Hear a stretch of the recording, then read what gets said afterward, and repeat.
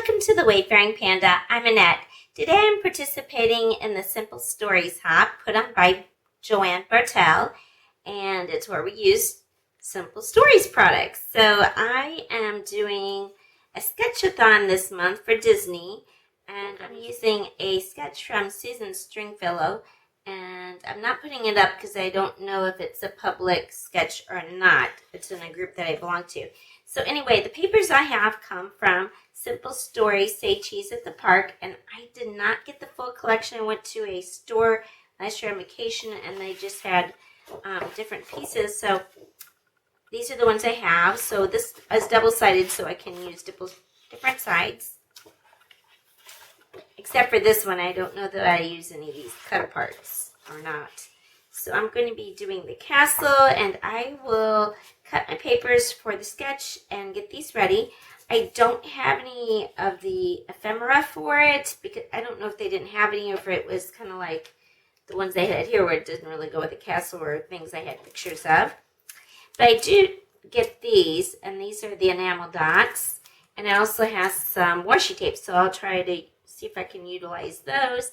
Otherwise, we are allowed to use some die cuts. I did have some ephemera from the Say Cheese tomorrow at the park, and they had these stars, so I thought that kind of goes with these.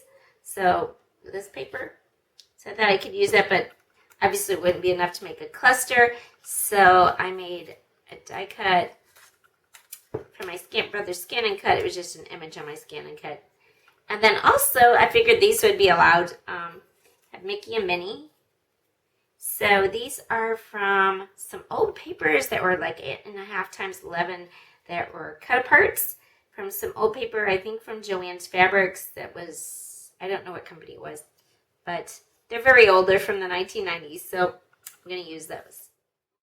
The sketch shows a scallop border at the top, so I cut out some pink cardstock with my Creative Memories border punch, and then it also shows like a strip of paper, or it could be washi, so I'm going to use the polka dotted washi. I decided the other one looked more like Small World, and the polka dotted one coordinates with some of the papers that I cut for this sketch.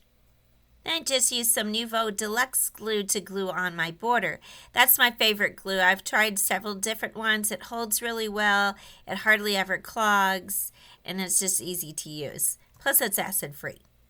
I just decided to use a piece of 12 by 12 white cardstock for the base of my page because I'm going to be using so many different pattern papers and embellishments, so I thought that would be best. And then I cut out all my Simple Stories papers according to the sketch, which mostly had a lot of fishtail banners. So at the top it shows kind of one going horizontal, which is where you're supposed to put a title, but this is just pictures of my sister at the castle, so I didn't really think it needed any type of title. What I really like about Simple Stories, at least the collections I've used so far, is that they all coordinate so well. So even though I didn't have very many pieces of this collection, it all goes well together. So no matter which pieces of paper I still have left, it gives me a lot of options. And with using these sketches, like this sketch has mostly fishtail banners, so that way I don't have to use too much of the paper. So this way I've been able to make several scrapbook pages out of the few pieces of paper that I do have. The first piece of paper is the largest piece of paper that the sketch calls for, and it just goes behind the photos. So as you can see, you could use scrap pieces of paper for this sketch, and also it allows me to have some left over, which is great because I still have some more Fantasyland pictures to do. On the side of this rectangle piece, you put 3 fishtail banners. 2 are the same size and 1 is longer, so I know the longer one is going to go in the middle. And also you have an extra fishtail banner that's going to go down below. So I just kind of play with them to decide which colors I want on which side because a couple of these are double-sided. And so I just flip them around and decide which one I want where. And of course I don't want to use the one that has the castle because it's the same as the paper in the background. And here's where I made a mistake, but I left it in case any of you make the same silly mistake sometimes so that you don't feel like you're the only one who does this. I put the glue on the wrong side of the fishtail banner.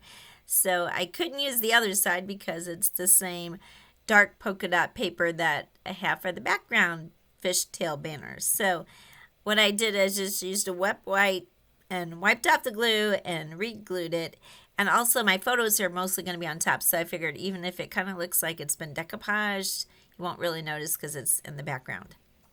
Then I start arranging all the rest of the elements that I have to see where I want to attach them.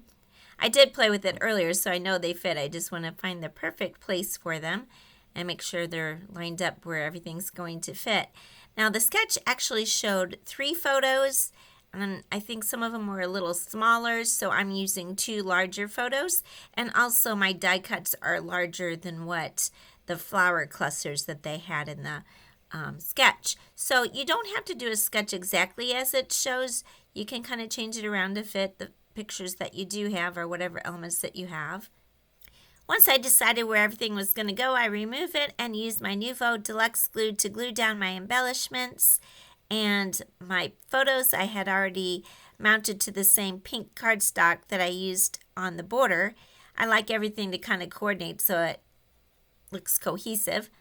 And I just use photo squares or mounting squares to attach my photos to the layout. I will put a list of all the products that I'm using in the description below. Some of these will be affiliate links.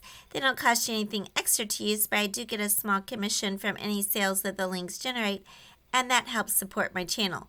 A lot of the products are old, especially those 1990 ones, so those won't be available anymore.